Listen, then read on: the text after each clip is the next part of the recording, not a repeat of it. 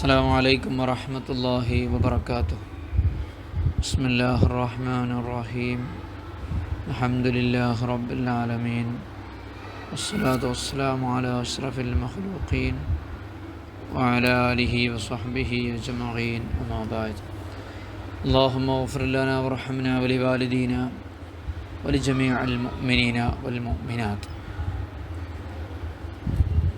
വായ്പയുമായി ബന്ധപ്പെട്ട് പ്രിയപ്പെട്ടവരെ, നമ്മുടെ നാട്ടിലൊക്കെ നടക്കുന്ന ചില മസലകളെക്കുറിച്ചാണ് പറയുന്നത്. ഒന്ന്, ആഭരണം വായ്പെടുത്തു. ഇപ്പോൾ ആഭരണങ്ങളൊക്കെ വായ്പെടുക്കുന്ന കാലമല്ലേ, ആഭരണങ്ങളും വസ്ത്രങ്ങളൊക്കെ വായ്പ വാങ്ങുന്ന കാലമാണ്. ആഭരണം വായ്പ വാങ്ങിയിട്ട് തൻ്റെ പെൺകുട്ടിക്ക് ധരിപ്പിച്ചു, ചെറിയ പെൺകുട്ടിക്ക്. അങ്ങനെ പിന്നീടത് സൂക്ഷിക്കാൻ വേണ്ടി മറ്റൊരാളെ കൈവശം ഏൽപ്പിച്ചു. അയാളെ വീട്ടിൽ നിന്ന് അത് കട്ടുകൊണ്ടുപോയാൽ ആരാണ് ഉത്തരവാദിയാകേണ്ടത്? ആ റെൻറ്റിനല്ല, ഇവിടെ റെൻറ്റിനാണ് സാധാരണ എടുക്കൽ. വായ്പ എടുക്കൽ പഴയ കാലത്താണ്. ആഭരണങ്ങൾ വായ്പ വാങ്ങുക എന്നുള്ള പഴയ കാലത്തുള്ളതാണ്.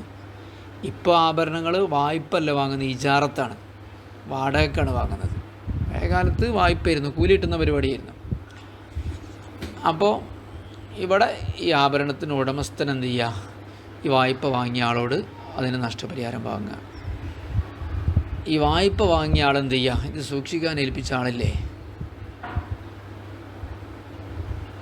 അയാളോടും നഷ്ടപരിഹാരം വാങ്ങുക. എപ്പോൾ? അത് വായ്പയാണെന്ന് അയാൾക്ക് അറിയെങ്കിൽ കേട്ടോ. അറിയില്ലെങ്കിൽ പിന്നെ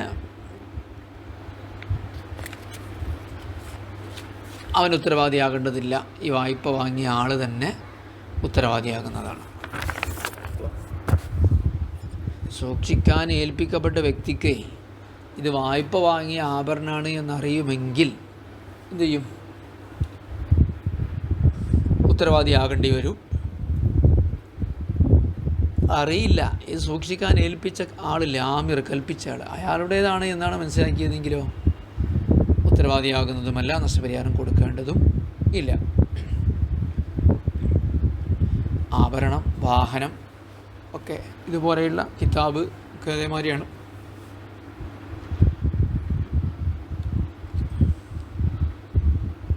എൻ്റെ സമ്മതത്തോടുകൂടെ നിങ്ങൾ എൻ്റെ വീട്ടിൽ താമസിച്ചാൽ, ഞാനതിന് വാടകയൊന്നും പറഞ്ഞിട്ടില്ലെങ്കിൽ എനിക്ക് വാടക തരൽ നിർബന്ധമല്ല. മറ്റൊരു മസല പറയുന്നത്, ഒരു കിതാബ് വായ്പ വാങ്ങി, അതിലൊരു തെറ്റ് കണ്ടു, അത് നന്നാക്കാൻ പറ്റുമോ പറ്റൂല എന്ന്. മുസ്ഹഫ് ആണെങ്കിൽ നന്നാക്കാം, അല്ലെങ്കിൽ നന്നാക്കാൻ പറ്റൂല. അല്ലെങ്കിൽ പിന്നെ ആ പുസ്തകത്തിൻ്റെ ഉടമസ്ഥന് തൃപ്തി ഉണ്ട് എന്ന് വിചാരിക്കണം. നന്നാക്കുക എന്ന് പറയുമ്പോൾ നന്നാക്കാൻ അറിയുന്ന ആക്കേ നന്നാക്കാൻ പറ്റൂ. ഇവൻ്റെ എഴുത്ത് പറ്റ മോശമാണ്, റദാത്താണെങ്കിൽ നന്നാക്കാൻ പോകരുത്. അതുപോലെ വഖഫ് സ്വത്താണ് പുസ്തകമെങ്കിൽ അതും അതിൽ പിഴവുണ്ട് എന്ന് ഉറപ്പുണ്ടെങ്കിൽ, നമ്മുടെ ധാരണ അനുസരിച്ച് ആയ പോരാ, പിഴവാണ് എന്ന് ശരിക്കും കൃത്യമായി പരിശോധിച്ച് ഉറപ്പ് വരുത്തിയിട്ടുണ്ടെങ്കിൽ നന്നാക്കാം. വഖഫാണെങ്കിൽ. മുസ്ഹഫാണെങ്കിൽ നിരുപാധികം നന്നാക്കാം. ഇനി പറയാൻ പോകുന്നത് ആരിയത്ത് വരുന്ന ഒരു മസലയാണ്. എന്നുവെച്ചാൽ, നിങ്ങൾ ഒരാളോട് കുറച്ച് വെള്ളം ചോദിച്ചു, ഒരു ഗ്ലാസ്സിൽ കുറച്ച് വെള്ളം തരാൻ വേണ്ടി ആവശ്യപ്പെട്ടു. പീടിയാന്ന് ആയിക്കോട്ടെ, ഒരു ഗ്ലാസ് വെള്ളം തരുമെന്ന് ചോദിച്ചു. അയാൾ നിങ്ങൾക്ക് വെള്ളം അനുവദിച്ചു തരുന്നു. കൂട്ടത്തിൽ അയാളുടെ ഗ്ലാസ്സിലാണ് നിങ്ങൾക്ക് അയാൾ വെള്ളം തരുന്നത്. അപ്പോൾ ചിലപ്പോൾ ഫ്രീ ആയിട്ട് വാങ്ങും, ചിലപ്പോൾ പൈസക്ക് വാങ്ങും. നമ്മുടെ നാട്ടിലൊക്കെ സാധാരണ ഫ്രീ ആയിട്ടാണ് വാങ്ങാറുള്ളത്. ഒരു ഗ്ലാസ് വെള്ളം തരുമെന്ന് ചോദിക്കും പീടിയിൽ പോയിട്ട്. അങ്ങനെ വെള്ളം വാങ്ങി. വെള്ളം കുടിക്കുന്നതിനിടയിൽ അല്ലെങ്കിൽ മുമ്പോ ശേഷമോ ആ ഗ്ലാസ് പൊട്ടി. ഈ ഗ്ലാസ്സിന് അയാൾ നഷ്ടപരിഹാരം കൊടുക്കണോ വേണ്ടേന്നാ? ഓരോ അഹദ കൂസൻ മിൻ സക്കായിൻ, വെള്ളം കുടിപ്പിക്കുന്ന, വെള്ളം നൽകുന്ന ഒരു വ്യക്തിയിൽ നിന്ന് ഒരു ഗ്ലാസ് ആവശ്യപ്പെട്ടു. ലിയസ്റോ മിൻഹു, ആ ഗ്ലാസ്സിൽ നിന്ന് വെള്ളം കുടിക്കാൻ വേണ്ടി. ഫവഖാമി യദിഹി മങ്കസർ, അത് അയാളെ കയ്യിൽ നിന്ന് താഴെ വീണ് പൊട്ടി. അപ്പോൾ ഖബല ശുർബിഹി വ ബഅദഹു, കുടിക്കുന്നതിന് മുമ്പ് ശേഷവും. അവിടെ ആ വെള്ളം ഫ്രീ ആയിട്ടാണോ വാങ്ങിയത്, പൈസ കൊടുത്തിട്ടാണോ വാങ്ങിയത്? ചിലപ്പോൾ അയാൾ ഒരു ഗ്ലാസ് വെള്ളം തരുമെന്ന് പറഞ്ഞിട്ടുണ്ടാവുള്ളത്, ഫ്രീ ആണ്. ഒരു 10 രൂപക്ക് വെള്ളം തരുമെന്ന് ചോദിച്ചു, അയാൾ ഗ്ലാസ്സിൽ ഒഴിച്ചു തന്നു. ഫൈൻ തൊലബഹു മച്ചാൻ, ഫ്രീ ആയിട്ടാണ് വെള്ളം ആവശ്യപ്പെട്ടതെങ്കിൽ ലബിനഹു, ഗ്ലാസ്സിന് ഉത്തരവാദിയാകും. കാരണം ആ ഗ്ലാസ് ആരിയത്താണ്, വായ്പ വാങ്ങിയ സാധനം നശിച്ചാൽ ഉത്തരവാദിയാകും. വെള്ളമാണ് നമുക്ക് ഫ്രീ ആയിട്ട് തന്നിട്ടുള്ളത്. ദൂരമായി വെള്ളം പിന്നെ അയാൾ ഫ്രീ ആയിട്ട് തന്നാണല്ലോ, താഴെ ഒഴുകി പോയി, അതിന് ഉത്തരവാദിയാവില്ല. ഔബൈബി, ഇനി പൈസക്കാണ് നിങ്ങൾ അയാളോട് വെള്ളം ആവശ്യപ്പെട്ടതെങ്കിൽ, നിങ്ങളുടെ ആവശ്യത്തിന് വെള്ളം അയാൾ തന്നിട്ടുള്ളൂ എങ്കിൽ വൽ മാഉ ഖദ്റ കിഫായത്തി, നിങ്ങൾക്ക് ആവശ്യമായ വെള്ളത്തിൻ്റെ അളവിൽ മാത്രമാണ് അയാൾ വെള്ളം തന്നത് എങ്കിൽ ഫാക്സുഹു, നേരെ തിരിച്ചാണ്. എന്നുവെച്ചാൽ വെള്ളത്തിന് ഉത്തരവാദിയാകും, ഗ്ലാസ്സിന് എന്താവൂല, ഉത്തരവാദി ആകൂല. കാരണം ഗ്ലാസ്സിനെ കുറിച്ചാണ് നമ്മൾ പറയുന്നത്. ഒരു ഗ്ലാസ് വാങ്ങിയതാ, അപ്പോൾ ആ ഗ്ലാസ് പൈസ കൊടുത്തിട്ടാണല്ലോ വാങ്ങിയത്. അപ്പോൾ പിന്നെ ഗ്ലാസ്സിന് ഉത്തരവാദിയാവില്ല, വെള്ളത്തിന് എന്താവും, ഉത്തരവാദി ആകും. അയാൾക്ക് ആവശ്യമുള്ള വെള്ളത്തിൻ്റെ അളവിന് ഉത്തരവാദിയാകും. അതിലേറെ ഇപ്പോൾ അയാൾ തന്നിട്ടുണ്ടെങ്കിൽ അതിന് ഉത്തരവാദിത്തമല്ല, കാരണം നിങ്ങൾക്ക് ആവശ്യമുള്ള അയാൾ തരേണ്ടേ ഉള്ളൂ.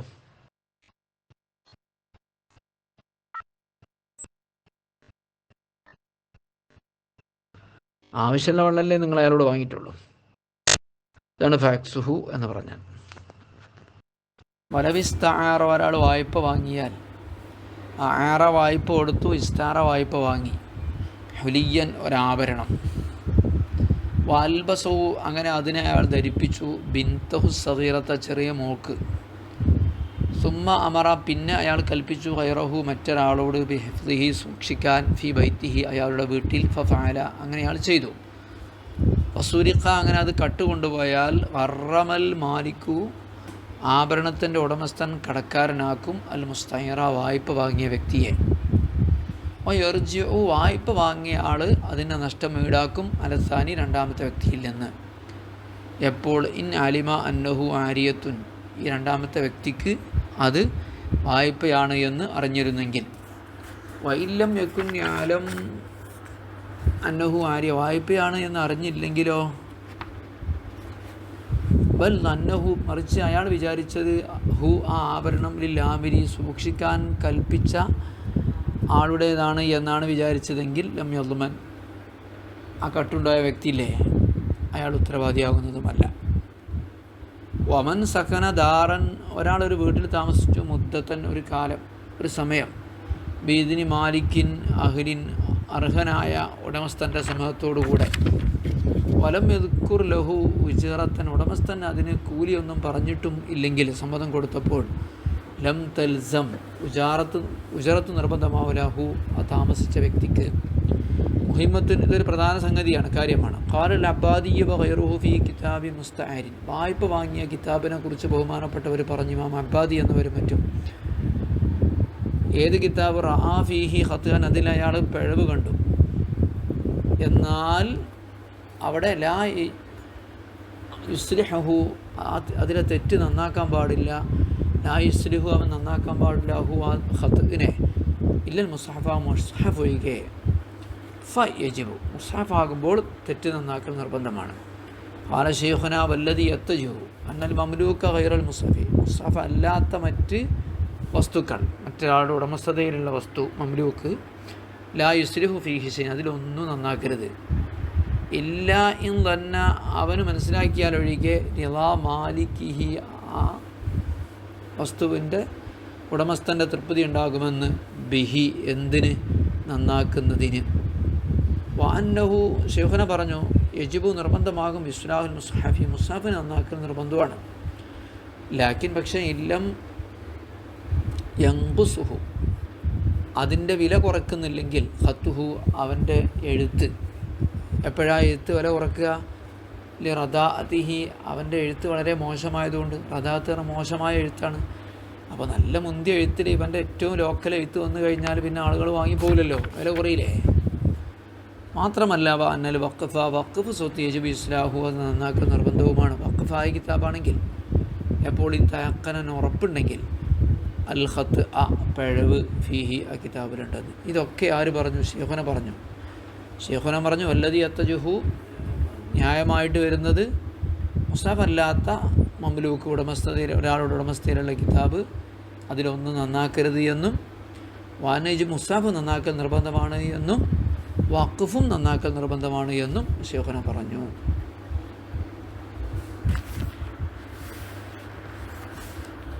ഇനി പുതിയ പാഠാണ് ഗസ്ബ് എന്ന് പറയുന്ന പാഠം. അന്യൻ്റെ അവകാശം കയ്യേറുന്നതിൻ്റെ പേരാണ് ഗസ്ബ്. അന്യൻ്റെ അവകാശം നമുക്ക് കയ്യേറ്റം നടത്താൻ അഥവാ അതിൽ കൈവെക്കാൻ, അതിൽ കൈകാര്യം ചെയ്യാനുള്ള ഒരുപാട് ഇടപാടുകളെക്കുറിച്ച് നമ്മളെന്ത് ചെയ്തിപ്പോൾ പറഞ്ഞു കഴിഞ്ഞു. ഇജാറത്ത് കൊണ്ട് നമുക്ക് അവകാശം ഉണ്ടാകും, ആരിയത്ത് കൊണ്ട് അവകാശം ഉണ്ടാകും, ഖിറാദ് കൊണ്ട് അവകാശം ഉണ്ടാകും, ഖർദ് കൊണ്ട് അവകാശം ഉണ്ടാകും, വക്കാലത്ത് കൊണ്ട് അവകാശം ഉണ്ടാകും. ഇതൊക്കെ മറ്റൊരാളുടെ സ്വത്തിൽ നമുക്ക് അവകാശം വരുന്നതാണ്.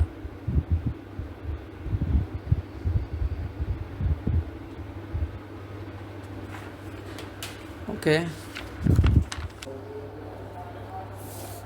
ശരി. വസല്ലല്ലാഹു അലാ സയ്യിദിനാ മുഹമ്മദിൻ വഅലിഹി വസഹ്ബിഹി അജ്മഈൻ. അൽഹംദുലില്ലാഹി റബ്ബിൽ ആലമീൻ.